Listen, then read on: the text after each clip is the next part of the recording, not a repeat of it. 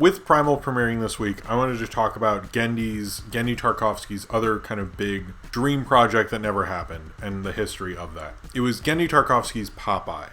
And if you watch the video that Sony Animation put out, you got the idea that he loved Popeye since he was a little kid.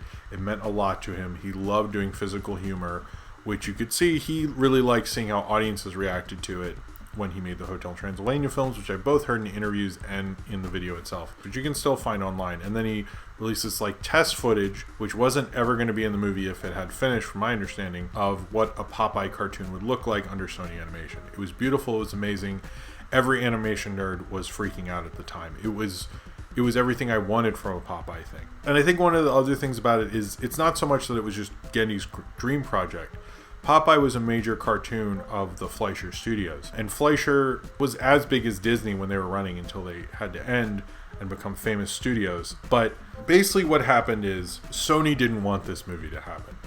There's no other reason. When the Sony hack happened, we got a lot revealed to us about why this movie got canceled.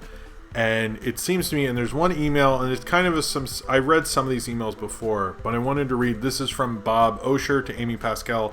Amy Pascal was not really for this movie, and I know what happened to her with the Sony hack. It was really unfair. I don't think she's the great executive people act like she is post what happened with the Sony hack, but they weren't really into her right before, and I don't think she's the greatest. But this is kind of sums up because she was emailing everyone. She emailed Phil Lord and Chris Miller, and they were like, this is a great idea. She basically would just find executives who agreed with her opinion on this, because there's a lot of people saying this could really work, and we need to do right by Genndy, because Genndy wasn't being treated very well by the studio. He was just doing Hotel Transylvania movies. He was being a good company guy. He wasn't being dismissive to Adam Sandler and all those people, which is probably takes a lot of talent to do that. I thought the Hotel Transylvania films improved each time, and you can see because this didn't work out, he had a certain physicality in Hotel Transylvania 3, and I think that's the best one of the three films, because he brought that to that film, and they gave him more creative control each time. But this is an email, and it's very telling of all that. I had a conversation with Genndy yesterday where he made it clear that he is concerned that if the studio doesn't move forward with Popeye, that our commitment to animation and to him is not strong. He feels that his original ideas will never get made, which definitely has happened at this point. That's not in there, I'm just adding that.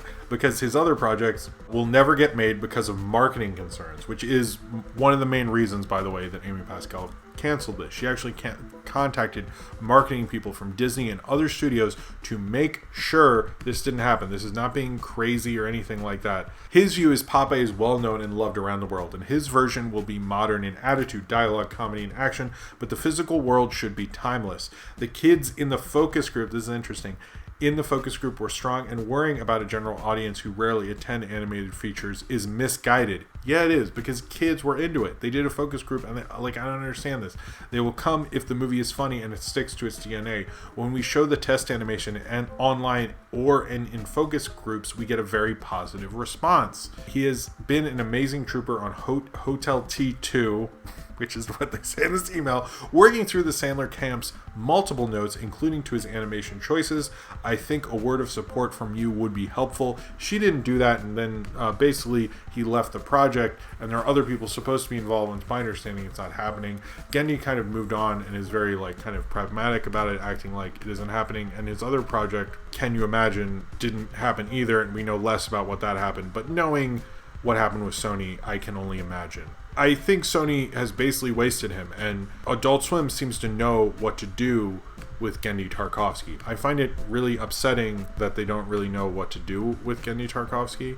They should know what to do with him. They kind of lost one of the great animated features, and when I watch it, yes, Popeye was going to be more of an animation nerd movie, but the fact that they had this really talented person and they knew they weren't treating him very well, and through these emails it's very clear they all know that and know what he had to put up with and didn't kind of reward him, is upsetting. I don't know why he never went to Pixar, but it's sad to see what happened with Popeye. But I think what we learned from this is that Genndy has always been this amazing animator, and I know everyone's talking about him with Primal, but it's sad that he's had to waste so much time at Sony, and I think Popeye could have been his great animation push forward, but I think it's also because Popeye used to be at the forefront of animation, pushing forward and making these amazing two-reelers for the Fleischer studio and doing things with Fleischer and making amazing parts of animation.